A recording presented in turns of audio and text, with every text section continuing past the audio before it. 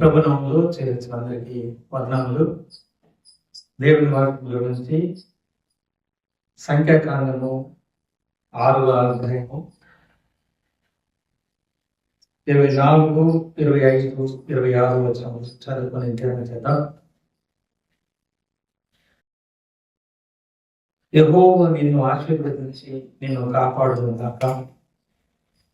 యెహోవా నీకు తన సన్నిధిని ప్రకాశింపజేసి నిన్ను కరుణించును గాక. యెహోవా నీ మీద తన సన్నిధి కాంతి ఉదయింపజేసి నీకు సమాధానము కలుగజేయును గాక.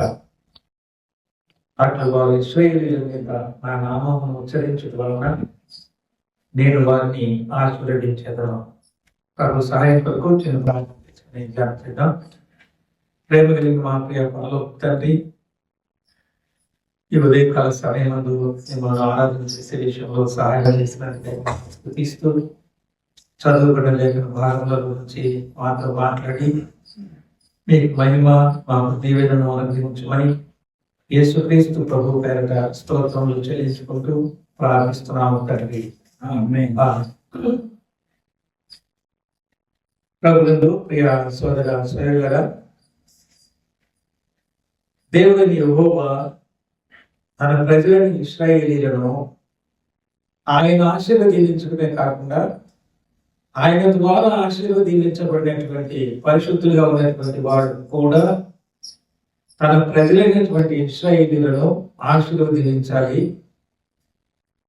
అని కోరుకొని ఆ ఆశీర్వాదం ఎలాగో ఉండాలి అని 3 విధాలుగా దేవుని ప్రజలని ఇశ్రాయేలీయులు అందరినీ ఉద్దేశించి వారు మంచివారైనా చెడ్డవారైనా వాళ్ళందరినీ ఈ పద్ధతిలో మీరు ఆశీర్వదించాలి అని తెలియజేసినటువంటి వాక్యాన్ని ఇంట్లో మనం చూస్తున్నాం.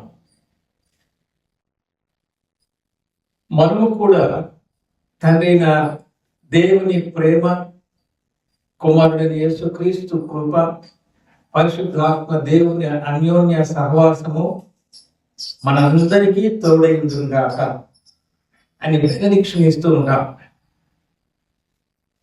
అలాంటి ఆశీర్వాదకరమైనటువంటి శుభ వచనములు ఎక్కడి నుంచి ప్రారంభించబడినవి అనేది మనం చూస్తే, ఇప్పుడు మనం చదువుకున్న సంఖ్యాకాండము 6వ అధ్యాయం 24, 25, 26 వచనములలో అది ఎలాగున్నా అని అంటే 24వ వచనంలో యెహోవా అనే మాట మనం చూస్తాం. 25వ వచనంలో యెహోవా అనే మాట మనం చూస్తాం. 26వ వచనంలో కూడా యెహోవా అనేటువంటి మాటలు 3 సార్లు ఉన్నవాడు అనువాడునైనటువంటి దేవుని యొక్క నామాన్ని ఆ భాగంలో మనం చూస్తూ ఉంటున్నాం. త్రిత్వంలో ఏకత్వమైనటువంటి దైవ నామము సంపూర్ణంగా ఈ భాగంలో దేవుడు లిఖించి మనకు నేర్పించినటువంటి విధానాన్ని మనం చూస్తూ ఉంటున్నాం. అందుకనే తండ్రి యొక్క ప్రేమ, కుమారుని యొక్క కృప, పరిశుద్ధాత్మ అన్యోన్య సహవాసము మనకు తోడై ఉండును గాక అనేది ప్రారంభించబడినటువంటిగా మనం చూస్తున్నాం. ఈ 3 వచనములలో ఒకటి మన భద్రత, రెండవది మన క్షమాపణ, మూడవది మన నెమ్మది. ఈ 3 మాటలను ఇమర్చబడినట్టుగా మనం చూస్తున్నాం. దానిని సులభంగా మనము మనసులో ఉంచుకొని మన దైనందిన జీవితంలో ధైర్యంగా సాగడానికి అనుకూలంగా దేవుని సన్నిధిలో దీనంగా అడిగినప్పుడు దేవుడు నాకు ఇచ్చినటువంటి ఆ తలంపుని నేను మీ మధ్యలో పంచుకుంటాను. సులభంగా మన మనసులో ఎప్పటికీ ఉండేటట్టుగా 3 Pలు ఇంగ్లీష్ అక్షరాన్ని మనం కనుక పెట్టుకుంటే P, the power of God అనేటువంటి తలంపు మన మనసులో ఉంచుకొని, మొదటి P ప్రొటెక్షన్, మన యొక్క భద్రత. రెండవ P పార్డన్, మన క్షమాపణ. మూడవ P పీస్, మనకు నెమ్మది, శాంతి దేవుడు అనుగ్రహిస్తూ ఉన్నాడు. మీకు ఇచ్చినటువంటి ఈ 3 విధాలైనటువంటివి ఈ లోకంలో శరీర రీతిగా ఉన్నంత కాలము సరిపోతాయి. ఈ లోకంలో మిమ్మల్ని ఆ 3 విధాలైనటువంటి ఆశీర్వాదము, తల్లిదండ్రులు విడిచిన, కుటుంబంలో ఎవరు మనల్ని విడిచిపెట్టినా, ఏ రకమైనటువంటి బంధాలు మనకు లేకపోయినా, మన హృదయంలోనే తన యొక్క ఆత్మ ద్వారా నివాసం ఉంటూ తండ్రిని, కుమారుణ్ణి, పరిశుద్ధాత్మను వారు చేసినటువంటి ఆ పనులను జ్ఞాపకానికి తీసుకుని వస్తూ బ్రతుకు మీద ఆశను పుట్టిస్తూ నిరాశ నిస్పృహలకు లోను కాకుండా మనము ధైర్యపరుచుకుంటూ జీవం కలిగిన దేవుని స్తుతిస్తూ మనము దీవెనలు పొందడమే కాకుండా మన నోటి శుభవచనాలను లోకంలో ఉన్న యేసు ప్రభువుని అంగీకరించకపోయినా ప్రతి స్త్రీ పురుషులు, ప్రతి దేశంలో ఉన్నటువంటి వాళ్ళు, ప్రపంచంలో ఉన్న అన్ని జాతుల వాళ్ళ అందరినీ కూడా ఈ రీతిగా మీరు ఆశీర్వదించాలి అనేటువంటి మాట కొత్త నిబంధనలో యేసుక్రీస్తు ప్రభు వచ్చిన తర్వాత ప్రయాసపడి భారము మోస్తున్న సమస్తమైన వాళ్ళ నా యొద్దకు రండి అని చెప్పడాన్ని బట్టి మనం ఈ మాటలు ఉపయోగించవచ్చు అని చూస్తూ ఉన్నాం. అంతేకాదు ఆయన మనకు రక్షణ ఇవ్వడానికి వచ్చినప్పుడు ప్రజలందరికీ కలుగుపోయే మహా సంతోషకరమైన సువర్తమానం అని చెప్పబడింది. అందుకనే యూనిక్ గా అందరి పట్ల మనము మంచి హృదయాన్ని కలిగి ఉండి ఇలాంటి వచనములు మనము తెలియచేయాలి అని దేవుడు కోరుకుంటున్నాడు. అంతేకాదు ఆయన మనకు మాత్రమే ప్రభువు కాదనే మనసు మనలో నిండుగా ఉండాలి. యేసుక్రీస్తు అందరికీ ప్రభువు అనే మాట కాకుంటే కొంతమంది ఆయనను, ఆయన యొక్క శిలువ ప్రేమను, ఆయన దైవత్వాన్ని, ఆయన ఎందుకు ఎలాగున రక్షకుడుగా వచ్చాడు, ఆయన ఎలాగున శిలువలో తన విలువైన రక్తమును చిందించాడు, ఎలాగున ఆయన మరణించి పాతి పెట్టబడ్డాడు, తిరిగి పునరుద్ధరణయ్యాడు, 40 రోజులు ఈ లోకంలో అందరికీ తనను తాను కనుపరుచుకున్నాడు, అందరూ చూసుకుంటుండగా మేఘముల మీద ఆరోహణమై వెళ్ళిపోయాడు, తిరిగి అలాగనే వస్తాడని దేవదూతుల ద్వారా పుట్టుకను ప్రకటించినటువంటి రీతిగా 2వ రాకడను కూడా ప్రకటించడం వారు అర్థం చేసుకునక యేసు ప్రభుని నమ్మకుండా ఉంటే ఉండవచ్చు. కానీ అందరి పట్ల ఈ భావంతో సమాధానకరమైనటువంటి సువార్త ప్రకటించాల్సిన బాధ్యతను దేవుడు తన బిడ్డలకు అనుగ్రహించాడు. అందుకనే మీరు పొందినటువంటి ఆశీర్వాదాలు ఆయన ప్రజలైనటువంటి వారిని ఈ వచనములతోటి మీరు ఆశీర్వదించాలి అని దేవుడు వారికి నేర్పించినట్టుగా మనం చూస్తూ ఉంటున్నాం. ఇలాంటి దేవుని యొక్క ప్రేమను గురించి మనము ఆలోచన చేస్తూ ఉండగా, వింటూ ఉండగా, ధ్యానం చేస్తూ ఉండగా మనకున్నటువంటి ఆ ప్రొటెక్షన్ ఎలాంటిది, మనకున్నటువంటి ఆ పార్డన్ ఎలాంటిది, మనకున్నటువంటి ఆ పీస్ అనేటువంటిది ఎలాంటిది, అవి పొందినటువంటి మనము ఇతరుల పట్ల కూడా వాటిని ఎలాగునో మనం పంచగలము అనేటువంటి సందేశాన్ని కొన్ని లేఖన భాగములలో మనము చూద్దాం. 121వ కీర్తన 5వ వచనం నుంచి 8వ వచనం వరకు. యెహోవాయే నిన్ను కాపాడువాడు, యెహోవాయే నిన్ను కాపాడువాడు, కుడి ప్రక్కన యెహోవా నీకు నీడగా ఉండును, నీ కుడి ప్రక్కన యెహోవా నీకు నీడగా ఉండును. పగలు ఎండ దెబ్బ అయినను నీకు తగులదు, రాత్రి వెన్నెల దెబ్బ అయినను నీకు తగులదు. ఏ అపాయమును రాకుండా యెహోవా నిన్ను కాపాడును. ఆయన నీ ప్రాణమును కాపాడును. ఇది మొదలుకొని నిరంతరము నీ రాకపోకలయందు యెహోవా నిన్ను కాపాడును. ఎలాగో ఆయన ప్రొటెక్ట్ చేస్తాడు అనేటువంటి విధానాన్ని ఈ లేఖన భాగంలో మనం చూస్తుంటున్నాం. ఇంతకు మించి కాపాడేటువంటి వాళ్ళు ఎవరైనా లోకంలో ఉన్నారా? తన కంటికి నిద్ర రాకుండా రాత్రింబవళ్ళు మనల్ని కాపాడగలిగినటువంటి వాళ్ళు నాకైతే ఇంకెవరు కనబడ్డా. ఆయనే మనను అలాంటి ప్రొటెక్షన్ లో ఉంచగలిగినటువంటి వారిగా మనం చూస్తున్నాం. మనము కూడా పిల్లల్ని కొన్నిసార్లు ఇంత పద్ధతిగా కాపాడాలంటే మన వల్ల కాదు. ఎందుకంటే మనము బలహీనము. అందుకనే దేవుని వాక్యం రాయబడిన మాట ఏమిటంటే, పాలించేటువంటి కన్న తల్లి తన చంటి బిడ్డను మరిచినా మరవచ్చును అనే మాట ఉపయోగించాడు దేవుడు తన వాక్యంలో. అయితే నేను నిన్ను మరువను, నేను విడువను, ఎడబాయను అని చెప్పినట్టుగా మనం చూస్తున్నాం. 32వ కీర్తన 7వ వాగు చోటు నీవే, నా దాగు చోటు నీవే, శ్రమలో నుండి నీవే శ్రమలో నుండి నీవు నన్ను రక్షించదువు, విమోచన గానములతో నీవు నన్ను ఆదరించి నీవు నన్ను ఆవరించదు అనేటువంటి మాటని ఈ భాగంలో మనం చూస్తూ ఉన్నాం. ఎలాగ దేవుడు మనము దాగుకునేటువంటి ఒక చోటుగా ఉంచాడనేటువంటి సత్యాన్ని మనం చూస్తున్నాం. లోకములో దాచబడినటువంటి అనుభవము అనేటువంటిది ఎక్కడ కూడా లేదు, దొరకదు కూడా. ఎంత పద్ధతి అయినటువంటి వసతులను మనము కలుగు చేసినా కూడా మనలను కాపాడలేనటువంటి పరిస్థితులను ఈ నేటి పరిస్థితులలో లోకములో మనం చూస్తూ ఉంటే, తన ప్రజలైన ఇశ్రాయేలీయులను అరణ్యంలో నడిపించేటప్పుడు వారికి క్రూర మృగాల నుంచి ఆపద కాకుండా రాత్రి పూట అగ్ని క్రూర మృగాలు దగ్గరకు వస్తే దహించి వేస్తూ దేవుని ప్రజలకు వెలుగును చూపిస్తూ నడిపిస్తూ ఉంది.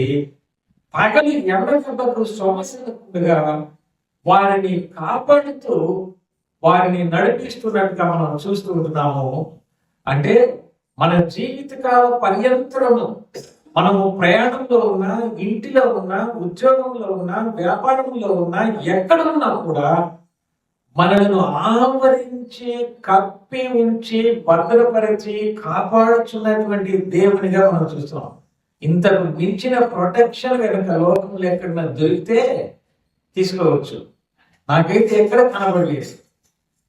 ఆయన ఎలాంటి దేవుడు అనంటే, మనము ఆయన పట్ల విశ్వాస ఘాతుకులంగా ఉన్నప్పుడు సహా ఆయన అందరికీ ఉపకారని ఆయన గురించి దేవుని వాక్యంలో మనం చూస్తాం.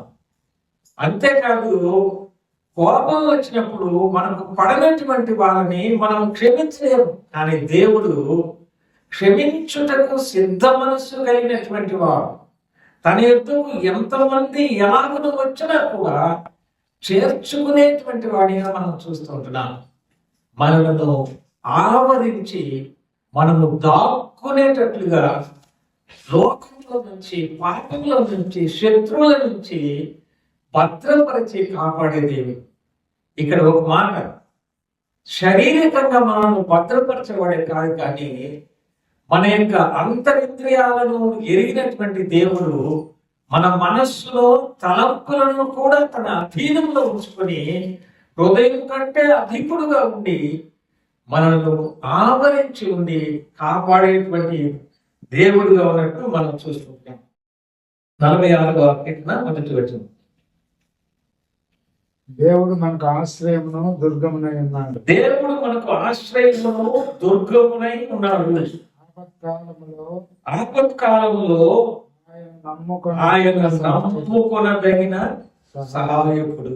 ఆయన భద్రపరుస్తూ కాపాడేటువంటి వాడే కాదు, మనకు ఆశ్రయంగా దుర్గంగా ఉన్నటువంటి వాడు కాదు.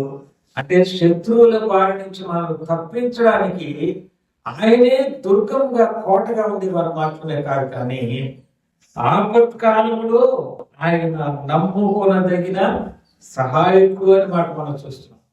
ఆపద వచ్చినప్పుడు ఒక్కొక్కసారి లోకంలో ఎంత ప్రాణ స్నేహితులైనా సహాయం చేసే వాళ్ళ మనస్సున్నా కూడా సామర్థ్యం లేకపోవచ్చు. కానీ ఈయన నమ్మదగినటువంటి సహాయకుడని మనకు దేవుని వాక్యంలో మనం చూస్తూ ఉంటున్నాం. కాబట్టి క్లుప్తంగా మనం చూస్తే ఆయన యొక్క భద్రత మనకు ఎలాగుగా ఉంది అనేటువంటి మాటని మనం చూడగలుగుతూ ఉన్నాం. రెండవ మాట, ఆయన క్షమాపణ అనేటువంటిది ఎలా ఉందో ఎఫెసీయులకు రాసిన పత్రిక 1వ అధ్యాయము 7-8 వచనంలో మనం చదువుతున్నాం.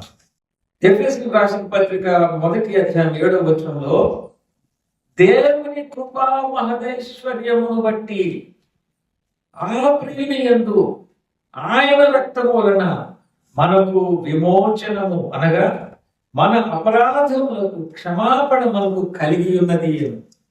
ఇక్కడ చూడండి, లోకములో మన యొక్క పాపముల చేత అపరాధముల చేత మనకు దేవుని దృష్టికి నిర్జీవమైనటువంటి వాళ్ళగా ఉన్నప్పుడు అపరాధము చేసినటువంటి వారి యొక్క మనస్సాక్షి వాని మీద దోషారోపణ చేస్తున్నప్పుడు నెమ్మది అనేది దొరుకుతుందా?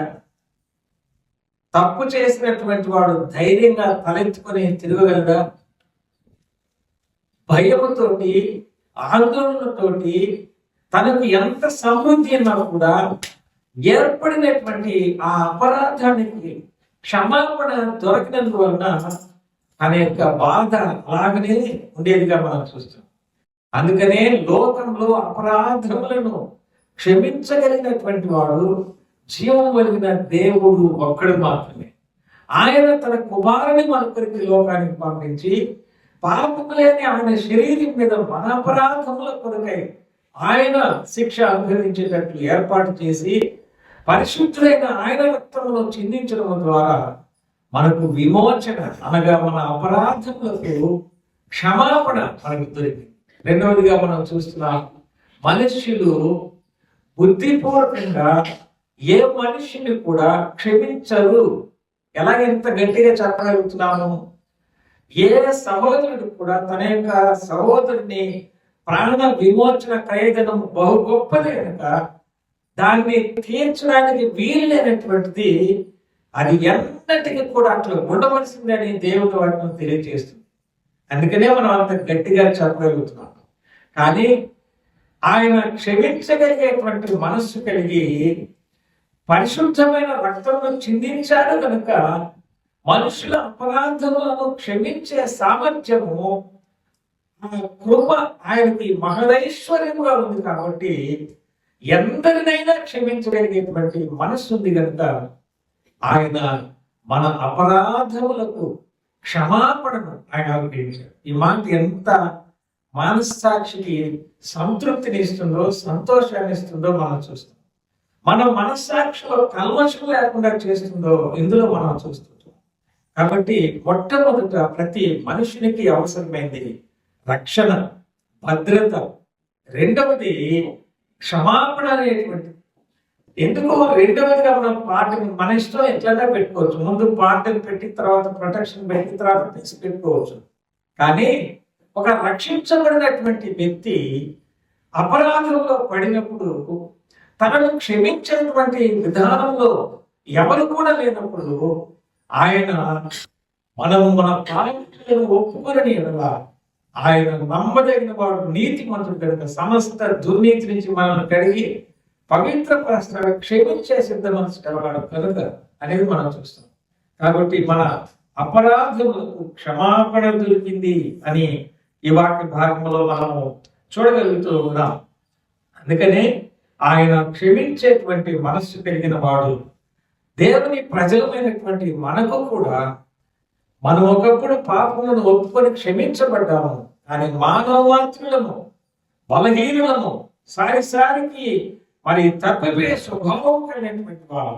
అందుకనే ఇశ్రాయేలు తన ప్రజలను మీరు తోలనాడకూడదు, ఇలాగున మీరు ఆశీర్వదించాలి అని దేవుడు వారికి తెలియజేసినట్టుగా మనము చూడగలుగుతున్నట్టు లేఖన భాగంలో మనం చూస్తున్నాం.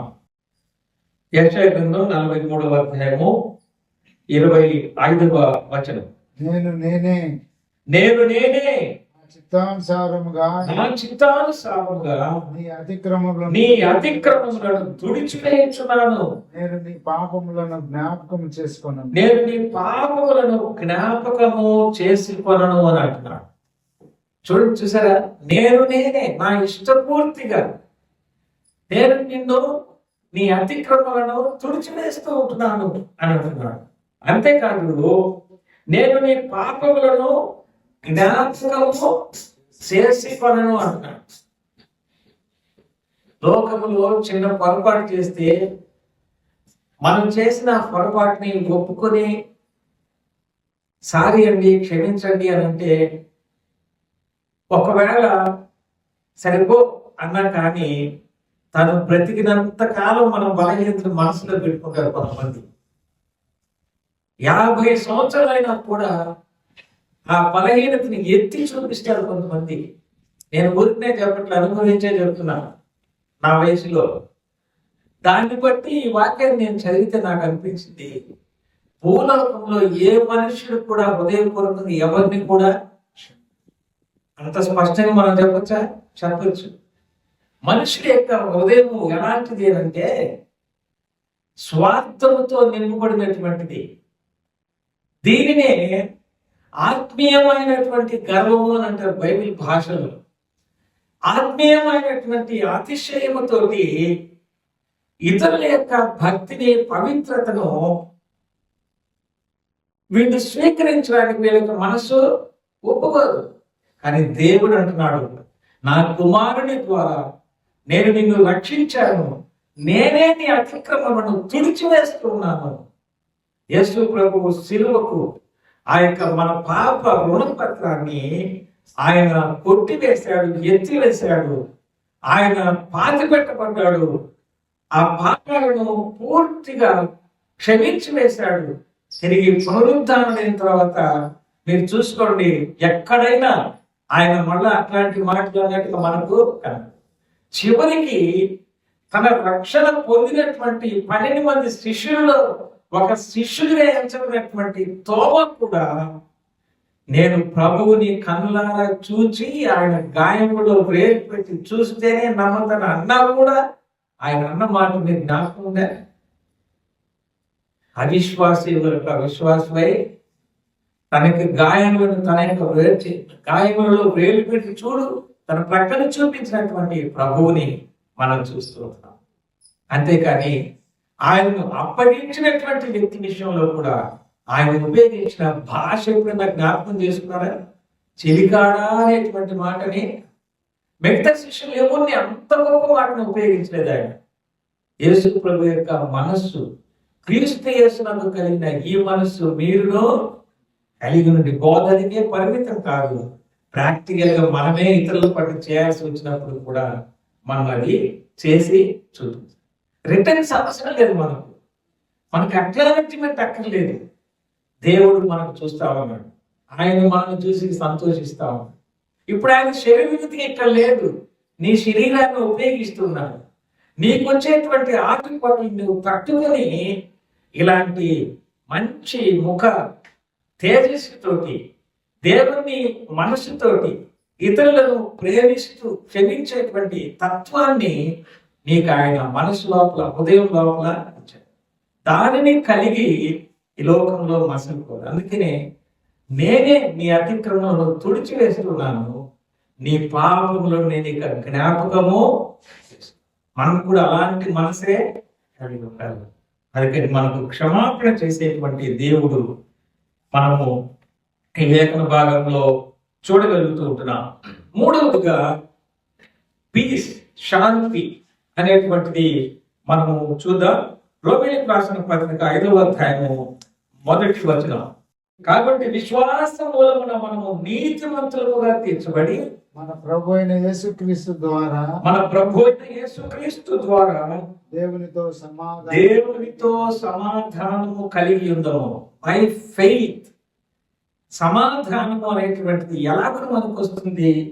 లోకంలో మనుషులతో కాదు, దేవునితో సమాధానము అనేది మనకు ఎలాగ వస్తుంది అని అంటే బై ఫెయిత్, విశ్వాసము ద్వారా సమాధానం. ఇది ఎలాగ సాధ్యము? యేసుక్రీస్తు ప్రభు నా కోసం ఆయన శిలువలో మరణించాడు, నన్ను రక్షించడానికి ఆయన ఈ లోకానికి వచ్చాడు, నేను నమ్ముకున్నాను, నేను రక్షణ పొందాను అని ఒక వ్యక్తి ప్రభువుని నమ్ముకోవడం ద్వారా నేరుగా దేవునితోటి సమాధానం అనేది ఏర్పడేదిగా మనం చూస్తూ ఉంటున్నాం. ఇందాక మనం ఆరాధనలో జ్ఞాపకం చేసుకున్నాం. కయ్యూని యొక్క స్థితి తను పశ్చాత్తాపడడానికి కూడా అవకాశం లేకుండా, పశ్చాత్తాపడే మనస్సు అనేది తనకు లేకుండా తన తమ్ముడిని నరహంతకుడుగా హత్య చేశాడు. తిరిగి ఎన్నడూ కూడా పశ్చాత్తాపం పొందడానికి కోరుకున్నటువంటి వాడు కాదు. దేవుని పిల్లలమైన మనకు అలాంటి స్థితిలో ఉన్నటువంటి మనలను హేబేలు కంటే శ్రేష్టమైనటువంటి, మరి శ్రేష్టమైనటువంటి రక్తమును తన కుమారుని ద్వారా మనకు అనుగ్రహించి, ఆయన ద్వారా మనకు రక్షణనిచ్చి, ఆ జీవం కలిగిన దేవునితో సమాధానపరిచినట్టుగా మనం చూస్తున్నాం. దేవునితో సమాధానపరచబడినటువంటి ఒక వ్యక్తి ఈ లోకములో ఆ సమాధానాన్ని లేక ఆ యొక్క శాంతిని, ఆ యొక్క నెమ్మదిని తనకు మాత్రమే ఉంచుకునేటువంటి వాడుగా ఉండనే. అందుకనే సర్వలోకమునకు వెళ్ళండి, ఈ సువార్తను మీరు ప్రకటించండి, నమ్మి బాప్తిస్మం తీసుకున్న వాడు రక్షించబడతాడు, నమ్మని వారికి శిక్ష విధించబడుతుంది, సర్వలోకానికి వెళ్ళి మీరు చెప్పండి అని చెప్పాడు. లిమిటెడ్ కాదు యేసుక్రీస్తు యొక్క శాంతి, మనలో ఆయన ఇచ్చినటువంటి నెమ్మది, మనలో ఆయన ఇచ్చినటువంటి ఆ శాంతి, మనలో దేవునితో ఇచ్చినటువంటి ఆ సమాధానం సర్వలోకములు ప్రతి ఒక్కరూ అనుభవించాలనేటువంటి మనస్సు అనేటువంటిది ఖచ్చితంగా దేవుని నమ్మినటువంటి వాళ్ళకి మనసులో ఉండాలి. అలాంటి మనసుతోటి ఇతరులు కూడా నెమ్మదిని అనుభవించాలనేటువంటి ఆశతోటి ప్రభు కొరకు ఈ లోకంలో మనం జీవించాల్సినటువంటి వారుగా ఉన్నాం. మనకు దేవుడిచ్చే ఆ సమాధానం కలిగి ఉంటూ ఇతరులకు ఆ సమాధానాన్ని, ఆ సమాధాన పరిచేటువంటి వారి యొక్క శ్రేష్టతని గురించి ఎదిగినటువంటి మనము ప్రకటించాల్సినటువంటి బాధ్యతను కలిగి ఉన్నామనే సత్యాన్ని ఇందులో మనము గమనించగలుగుతూ ఉన్నాం. యోహాను సువార్త 14:27 శాంతి మీకు అనుగ్రహించి వెళుచున్నాను, శాంతి మీకు అనుగ్రహించి వెళుచున్నాను, శాంతినే మీకు అనుగ్రహించుచున్నాను, నా శాంతినే మీకు అనుగ్రహించుచున్నాను, లోకమిచ్చినట్లుగా నేను మీకు అనుగ్రహించుట లేదు. మీ హృదయమును కలవరపడనీయకుడి, వెరవనీయకుడి. కింద ఫుట్నోట్లో ఏముంది? శాంతిని అనే దగ్గర సమాధానము అనేమాట. కాబట్టి ఈ ఉదయకాల సమయం ముందు మనం చదువుకున్నటువంటి మూల వచనంలో సంఖ్యాకాండము 6:24, 25, 26 వచనాలలో యెహోవా నిన్ను ఆశీర్వదించి నిన్ను కాపాడును గాక, యెహోవా నీకు తన సన్నిధిని ప్రకాశింపజేసి నిన్ను కరుణించును గాక, యెహోవా నీ మీద తన సన్నిధి కాంతి ఉదయింపజేసి నీకు సమాధానము కలుగజేయును గాక. చూడండి, ఈ 3 విధాలైనటువంటి ఆశీర్వాదకరమైనటువంటి మాటలు. ఒకటి protection, pardon, peace, triple P, the power of living God, జీవం కలిగిన దేవుని యొక్క శక్తితో కూడుకున్నటువంటి భద్రత, క్షమాపణ, నెమ్మది. ప్రొటెక్షన్, పార్డన్, పీస్, ఈ 3టిని దేవుడు ఈ సమయంలో మనకు ఇవ్వాలని కోరుకుంటుగా, ఇప్పటి వరకు ఇలాంటి భద్రతలోనికి రానటువంటి వారు ఎవరైనా ఉంటే వీటన్నిటికీ మూలము విశ్వాసం, బై ఫెయిత్. ఎవరి మీద విశ్వాసం? జీవం కలిగిన దేవుని మీదనే మన యొక్క విశ్వాసం. యేసుక్రీస్తు ప్రభువు ద్వారా దేవునితో సమాధానం. ఈ లోకంలో ఈ శరీరరీతిగా ఉన్నా కానీ దేవుని ఆవరించబడినటువంటి, నడిచి వెళుతున్నా భద్రపరచగలిగిన వాడు, ఇంట్లో ఉన్నా భద్రపరచగలిగిన వాడు, రాత్రి అయినా భద్రపరచడానికి ఆయన మేల్కొనే ఉండే దేవుడు, పగలైనా భద్రపరచగలిగిన వాడు, మన ప్రయాణాల్లో వెళ్ళినప్పుడు వచ్చినప్పుడు కాపాడేటువంటి వాడు. అంతేకాదు ఎన్నో సంగతులు మనం చూస్తాం.